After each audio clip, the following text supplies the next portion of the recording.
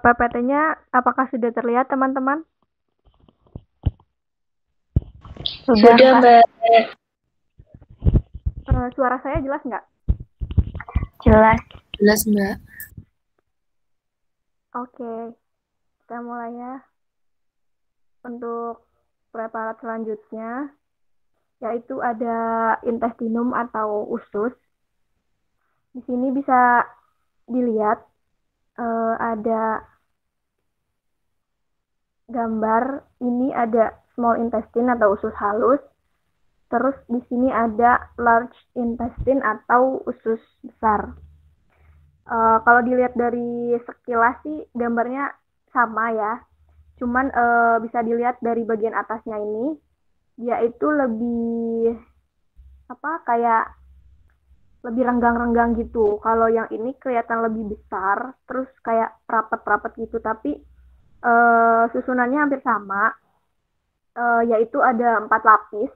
Ada tunika mukosa, kemudian ada tunika submukosa, eh, terus ada tunika muscularis, dan yang terakhir itu ada tunika adventitia atau serosa. Di sini juga sama, ada 4 tunika itu. Terus kita lanjut aja ke gambar selanjutnya. Nah, ini ada 4 lapis ini. Nah, untuk di bagian tunika mukosa atau eh, yang bagian ini, yang bagian atas-atas ini, itu biasanya di ini yang kotak, nggak kotak, ada yang warna biru sama kuning ini, itu ada sel epitel silindris lapis. Nah, terus di bagian ujung-ujungnya itu juga ada mikrofili sama fili. Terus di tengah-tengah sel epitel ini nanti ada sel goblet. Masih ingat ya teman-teman, sel goblet udah pernah kita pelajari di acara-acara sebelumnya. Terus kalau di tunika submukosa yang ini itu isinya jaringan ikat padat. Terus di tunika muskularis itu biasanya ada ada dua lapis sel otot, yaitu yang bentuknya sirkular gini, terus sama ada yang longitudinal atau bentuknya memanjang. Tadi juga ada di preparatnya Mas Diba, itu juga sama. Terus yang terakhir itu tunika serosa atau tunika adventitia, itu isinya jaringan ikat longgar. Ini untuk lebih jelasnya.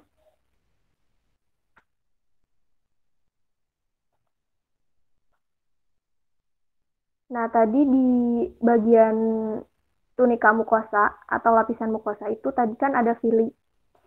Nah, ini fili-filinya. Terus ini yang pink ini itu sel gobletnya. Terus di bagian tengah ini itu ada namanya lamina propria. Di lamina propria ini biasanya berisi pembuluh darah, pembuluh limfa, sama otot polos. Nah, ini juga masih sama, ini fili-filinya. Nah, terus ini ada juga mikrofili. Namanya mikro ya, berarti dia lebih kecil ukurannya. Gitu. Nah, ini untuk gambar preparatnya. Di sini nomor 1 itu ada lumen. Terus di nomor 2 itu ada tunika submukosa. Tadi ada yang ingat nggak tunika submukosa itu isinya apa? Yang tahu boleh sebutkan namanya. Izin menjawab, Mbak. Ya, Saya silahkan. Aulia ya. Oke, saya Aulia Syafadila Zali, NIM 20.17054. Tunika submukosa itu isinya atau berupa jaringan ikat longgar. Itu, Mbak.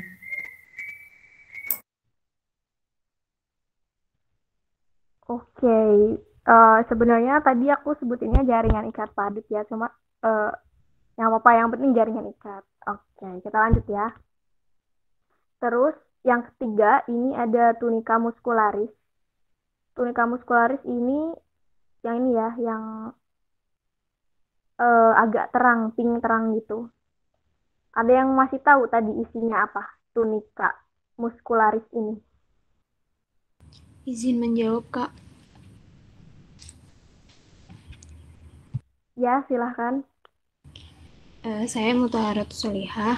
Tunika muscularis terdiri dari dua lapis otot polos, yaitu tunika muscularis sirkular dan tunika muscularis longitudinal. Oke, betul. Jadi di sini itu namanya muskularis. Muskularis atau muscle. Muscle itu kan bahasa Inggrisnya otot ya. Jadi kalian ingatnya itu aja. Jadi di tunika muskularis itu ada dua lapis sel otot, yaitu yang bentuknya sirkular atau melingkar, sama yang bentuknya longitudinal atau memanjang.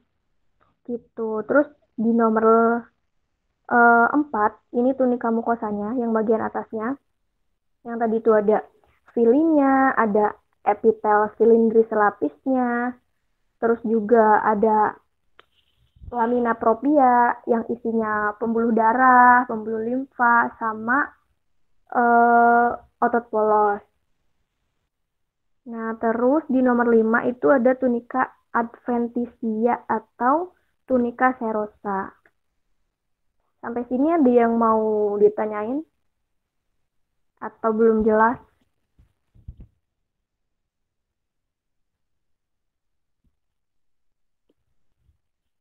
Kalau belum ada, kita lanjut.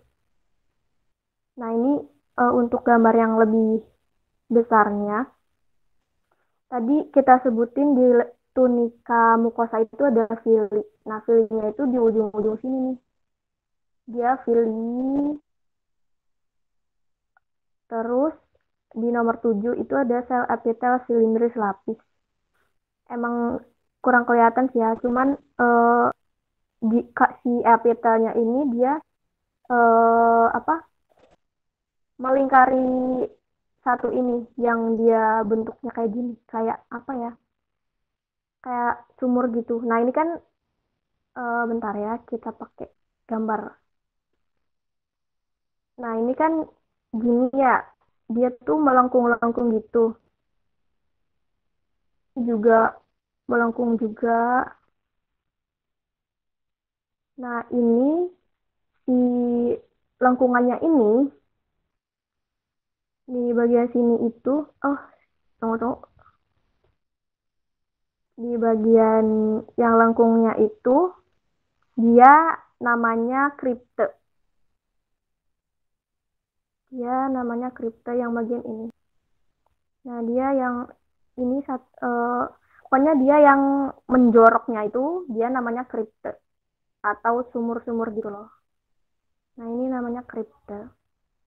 Terus nomor 8 ini ada sel goblet. Sel goblet itu eh, hampir sejajar dengan sel epitel silindris lapisnya. Jadi dia kayak ada ruangan kosong gitu. Nah, ini dia kan kosong gitu kan, sejajar sama epitel yang tadi. Terus nomor 9-nya itu ada lamina propria. Nah, lamina proprianya itu dia yang di sini. Gitu. Ada yang mau ditanyain sejauh ini? Atau aku kecepatan bilang aja?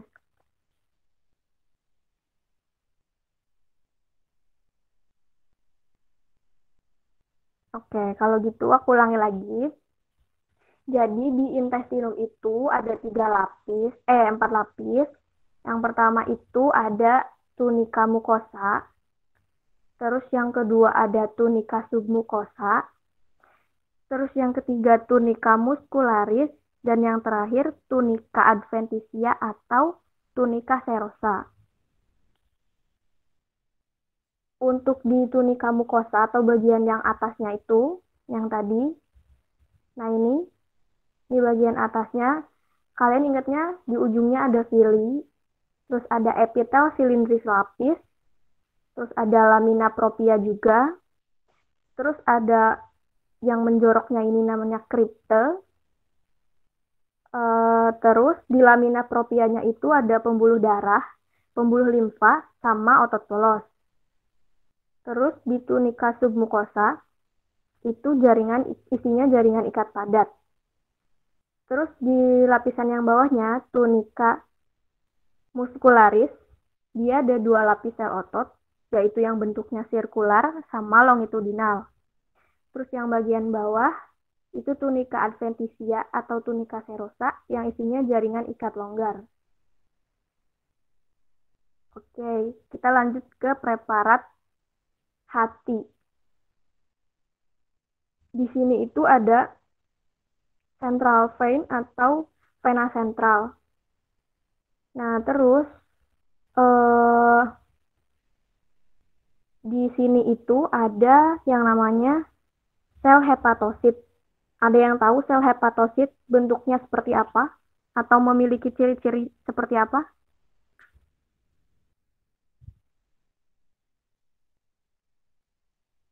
Saya, Mbak.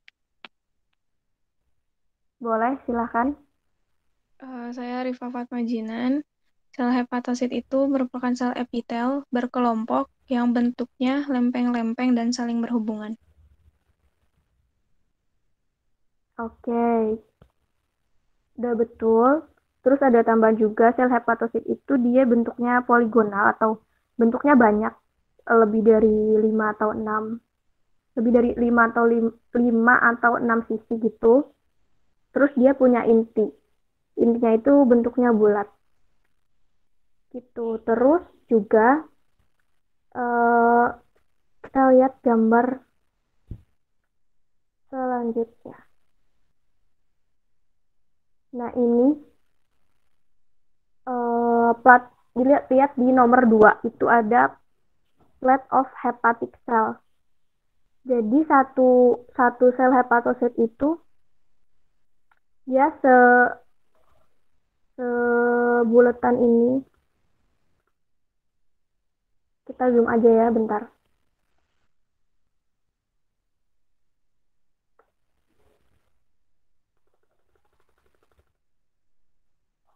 Oke. Nah, ini satu sel hepatositnya itu bisa dilihat satu ini. Jadi nanti dia itu ada intinya, terus ada membran juga biasa, terus ada sitoplasma juga. Yang namanya satu sel pasti ada membran, inti sama sitoplasma.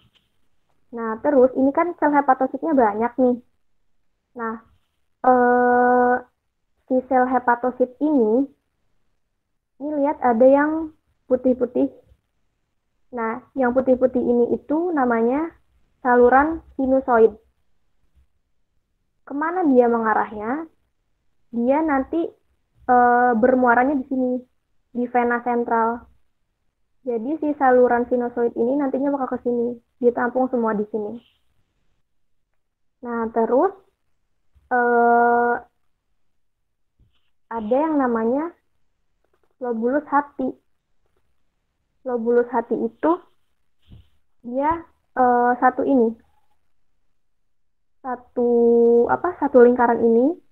Jadi dia ada vena sentralnya, ada saluran sinusoidnya, sama sel hepatositnya. Jadi dia satu lobulus gitu. Bisa dilihat juga nih di gambar yang sebelah kanan. Nah, ini satu ini dia satu lobulus gitu.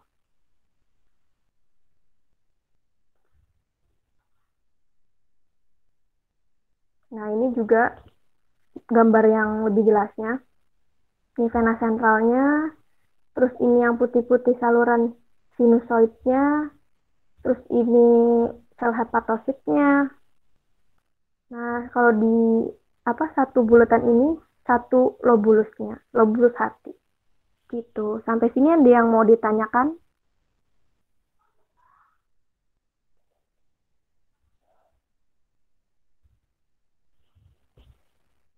Atau ada yang belum jelas?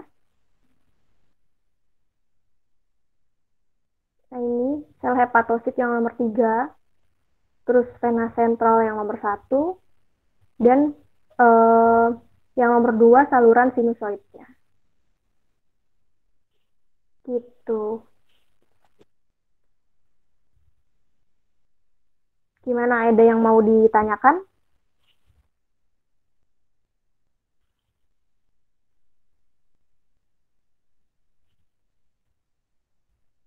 Kalau nggak ada yang ditanyakan, eh, kita presensi dulu ya. Sebentar.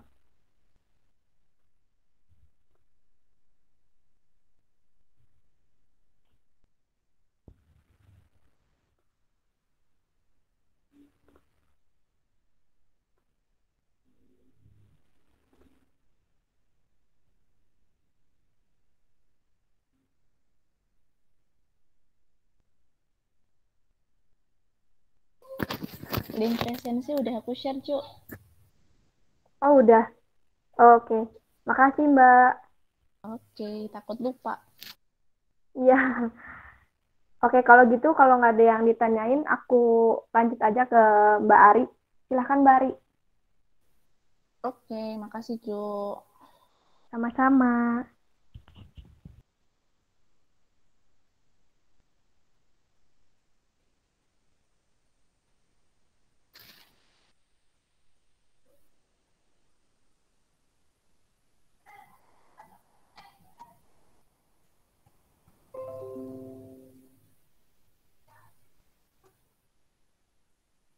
Oke, PPT udah terlihat ya, teman-teman?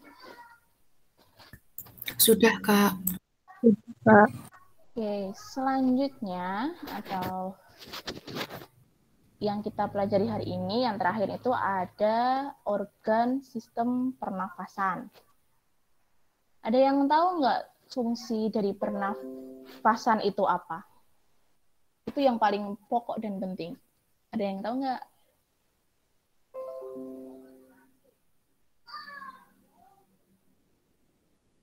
Nggak tahu nih. Jadi fungsi utamanya itu sebagai tempat untuk masuknya oksigen dan untuk mengeluarkan karbon dioksida. Seperti itu ya. Nah, di pernafasan itu ada dua bagian yang bisa kita bedakan menjadi dua bagian, yaitu ada bagian transduksi dan ada bagian respiratori. Untuk bagian transduksi itu merupakan kayak cuma hanya salurannya aja tuh, hanya saluran yang menyalurkan oksigen maupun karbon dioksida yang akan keluar dari paru-paru. Sedangkan untuk bagian respiratori itu merupakan bagian sebagai tempat untuk pertukaran gas karbon dioksida dan oksigennya. Nah, untuk bagian transduksi itu sendiri, itu ada beberapa organ, misalnya ada hidung, ada laring, ada faring, seperti itu, ada trachea, gitu.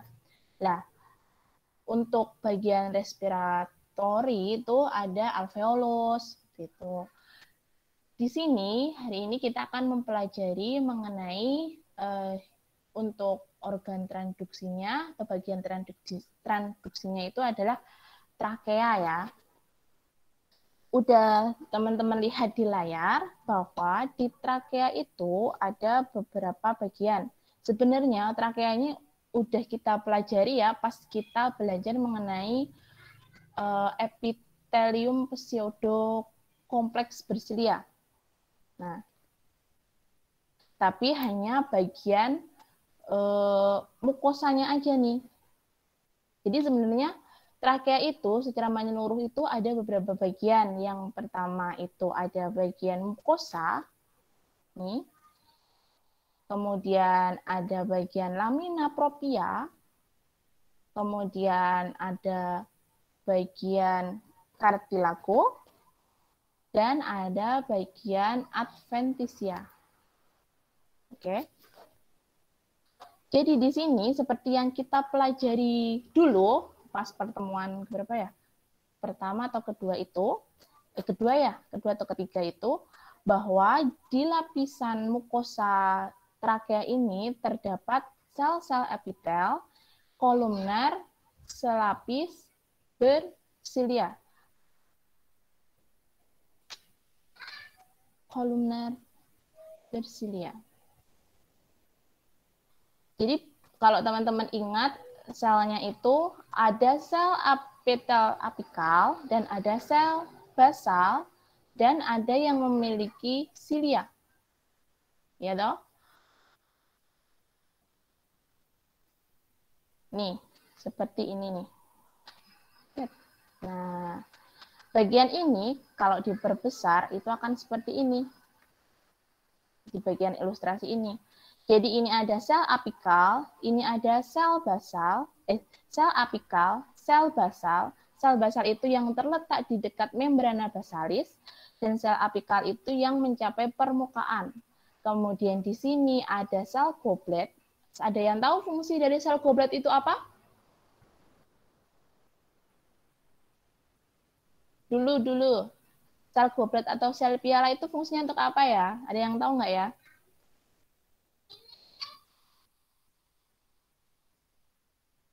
Halo, kok diam aja? Lupa nih. Jadi sel goblet itu fungsinya untuk menghasilkan mukus atau lendir ya. Terus di sini ada silianya yang berfungsi untuk menyaring atau menyapu kotoran-kotoran yang masuk bersama udara. Dan di sini lendir yang dihasilkan dari sel goblet ini juga berfungsi untuk memperangkap atau menjerat kotoran-kotoran yang masuk. Kemudian di atas sel mukosa ini, lapisan mukosa ini ada lamina propria, di mana di lamina propria ini banyak terdapat kelenjar seromukosa. Nah, kelenjar seromukosa ini juga berfungsi untuk menghasilkan mukus atau mukosa cair bersama dengan sel goblet. Jadi kelenjar seromukosa dan goblet ini akan menghasilkan mukus yang berfungsi untuk mendorong kotoran untuk keluar, ataupun dia itu juga berfungsi untuk melembabkan bagian trakea ini. Itu ya fungsinya dari mukus atau lendir tadi. Selain ada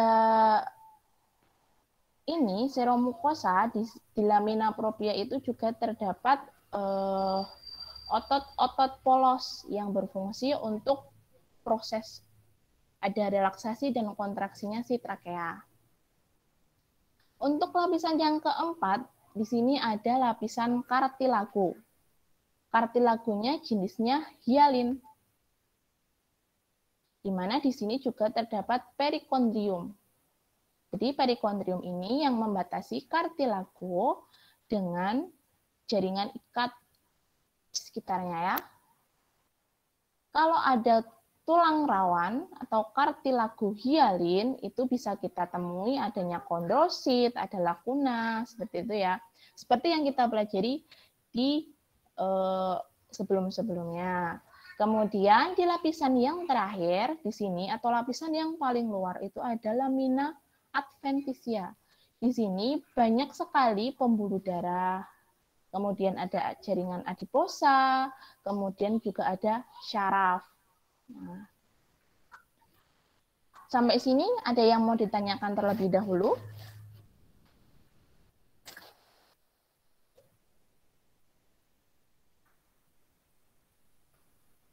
Ada nggak?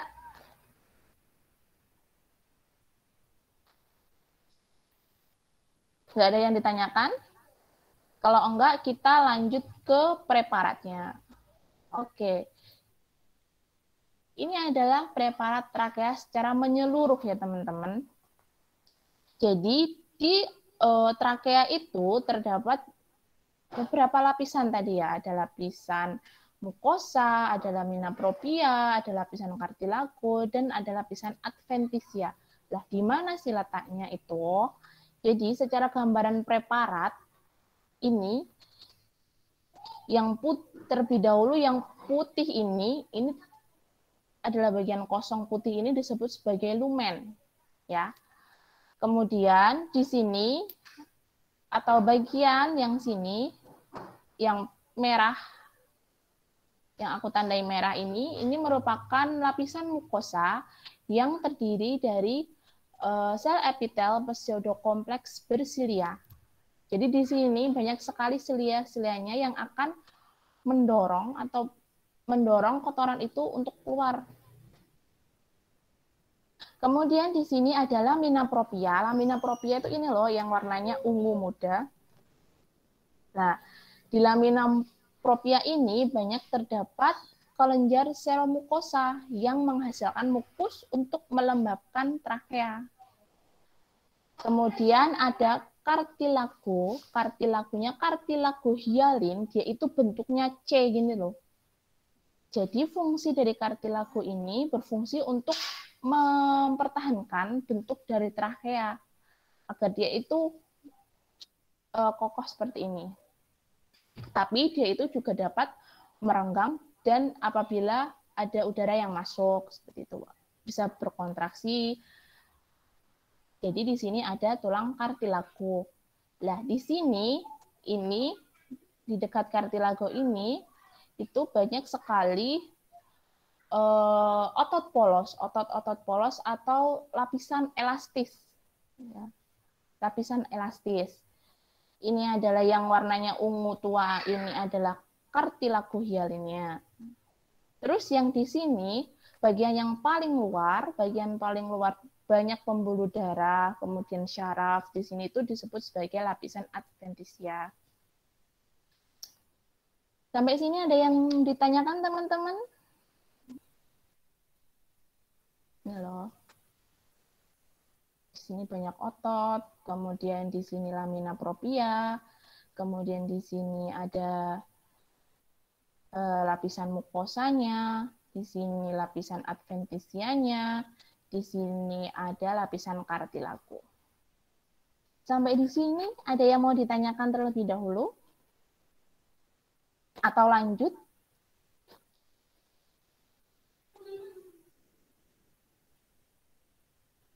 Oke. Nggak ada ya? Udah mudeng ya? Oke, selanjutnya kita masuk ke organ respirator. Di sini kita langsung ke alveolusnya. Oke.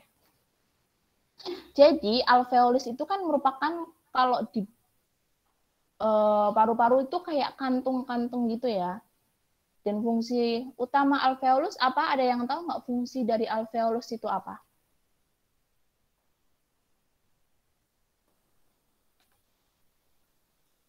Tempat pertukaran udara, Mbak.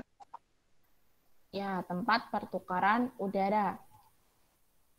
Oke, jadi tempat pertukarannya oksigen dan karbon dioksida ya. Itu alveolus. Alveolus atau alveoli ini adalah alveolus, semua ini alveolus atau alveoli. Alveoli itu bentuk jamak dari alveolus. Ini adalah alveolus, kita tandai sebagai A. Ini alveolus, semua ini alveolus. Nah, di alveolus itu terdapat dua sel epitel. Dua jenis sel epitel, yaitu sel epitel alveoli tipe 1 dan sel epitel alveoli tipe 2 atau disebut juga sebagai sel septal. Untuk sel epitel alveoli tipe 1, dia itu hampir menyelubungi seluruh alveolus. Jadi dia itu bentuk selnya itu pipih. Ini loh, pipih-pipih. Pipih. Ini adalah sel alveolus tipe 1. Nih, pipih. Dan dia itu hampir menyelubungi seluruh alveolus. Karena dia itu pipih squamous sehingga memudahkan untuk tempat difusi atau keluar masuknya oksigen dan karbon dioksida. Sebagai tempat utamanya pertukaran oksigen dan karbon dioksida atau tempat difusi ya, itu di sel epitel alveoli tipe 1 karena dia berbentuk squamous atau pipih. Untuk sel septal atau sel alveolus tipe 2, dia itu bentuknya lebih kuboid. Nah, ini lebih kuboid, lebih kuboid dan lebih berbentuk kayak kubus gitu. Dan dia itu selnya lebih besar dari sel alveoli tipe 1. Sel alveoli tipe 2 atau sel septal ini berfungsi untuk menghasilkan surfaktan. Surfaktan ini fungsinya untuk apa sih? Jadi surfaktan ini berupa protein yang nantinya dia itu akan mempermudah pernafasan. Kenapa mempermudah pernafasan? Karena dia itu akan mengurangi tegangan permukaan dari si alveolus itu sendiri. Itu tuh ya. Jadi dia tuh mengurangi tegangan dengan mencegah penumpukan tekanan udara. Jadi dia itu agar tidak ada tekanan udara yang berlebih di alveolus. Itu. Kemudian di sini ada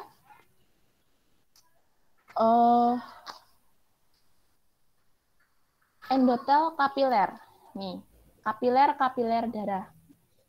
Ini bisa berisi eritrosit, bisa juga berisi leukosit. Di sini sepertinya berisi eritrosit ya. Banyak sekali endotel kapiler. Selanjutnya di alveoli ini juga ada makrofag, sel-sel makrofag seperti ini. Jadi sebenarnya sel makrofag itu dia itu warnanya itu lebih gelap. Kenapa lebih gelap? Karena dia itu banyak mengandung zat besi yang berasal dari eritrosit. Jadi kan makrofag itu kan fungsinya untuk memfagositosit atau memfagosit sel-sel darah yang udah tua maupun benda-benda asing yang masuk ke dalam si alveolus ini. Seperti itu. Sampai sini ada yang mau ditanyakan teman-teman? Atau masih dibingungkan terkait dengan alveolus ataupun trakea? Mbak, saya izin bertanya, boleh dijelaskan kembali yang bagian itu yang tadi kuboid itu sebelah mana ya? Terima kasih. Oke. Jadi kuboid. Namanya siapa tadi? Aulia Syafadila, Mbak. Oke, Aulia. Jadi bagian yang kuboid itu merupakan sel alveoli tipe 2 ya. Kuboid itu pokoknya selnya lebih besar. Nih. Kuboid. Jadi dia itu bisa ditemukan secara satu-satu.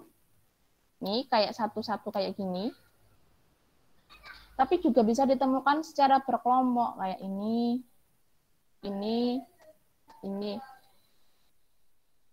Seperti itu. Dan dia itu fungsinya untuk menghasilkan surfaktan.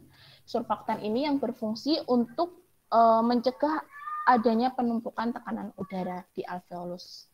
Seperti itu. Udah mudeng belum, Aulia? Oke, Mbak, paham. Terima kasih. Oke. Oh iya, lupa. Jadi, sel yang paling apital yang paling banyak itu adalah sel apital alveoli tipe 1, dan yang sedikit itu sel septal atau alveoli tipe 2 ya. Kalau alveoli tipe 1 itu hampir 95%, dan 5%-nya hanya sel septal ini. Biasanya banyak ditemukan di permukaan-permukaan. Oke. Ini adalah gambaran makrofag yang lebih banyak. Kalau di sini kita hanya menemui beberapa makrofag, di sini makrofagnya banyak banget dan terlihat jelas banget ya teman-teman. Ini adalah makrofag. Ini makrofag. Nah, makrofag ini berfungsi untuk memfagositosis tuh fungsinya. Ini makrofag. Banyak banget ya makrofagnya. Ini makrofag. Dan ini adalah kumpulan dari alveolus atau alveoli. Ini semua adalah alveoli. Terus yang merah-merah ini adalah endotel kapiler atau sel-sel kapiler yang berisi eritrosit. Ini yang merah-merah ini banyak banget nih. Ini adalah sel kapiler, kapiler darah. Ini banyak banget dan terlihat jelas ya. Kemudian yang pipih-pipih seperti ini berbentuk squamous ini adalah sel alveoli tipe 1 yang berfungsi untuk difusi, dan yang berbentuk kuboid, kotak-kotak ya, kubus seperti ini adalah sel alveoli tipe 2. Oke, sampai sini ada yang mau ditanyakan lagi?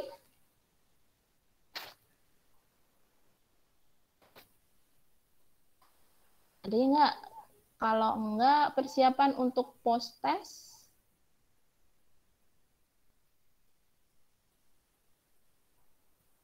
Ada yang mau ditanyakan dulu nggak teman-teman? Atau udah jelas?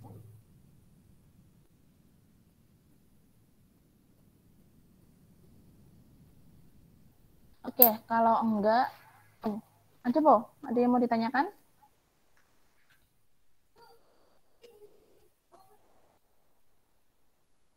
Kalau enggak, kita mulai post test 11.22 ya, 2 menit lagi. Silakan teman-teman mempersiapkan terlebih dahulu.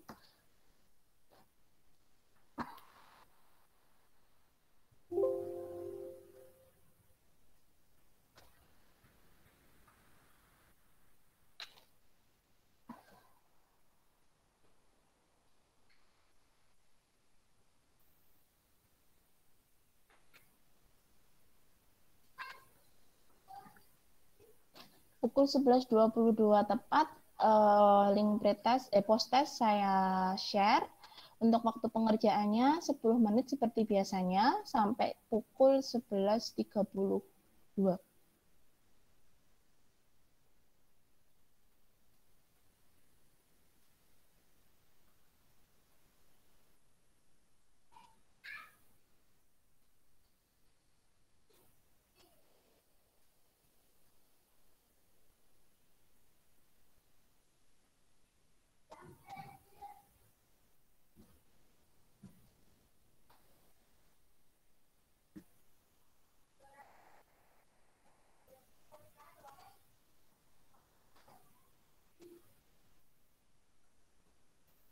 Oke, link post test sudah saya share, silakan mengerjakan.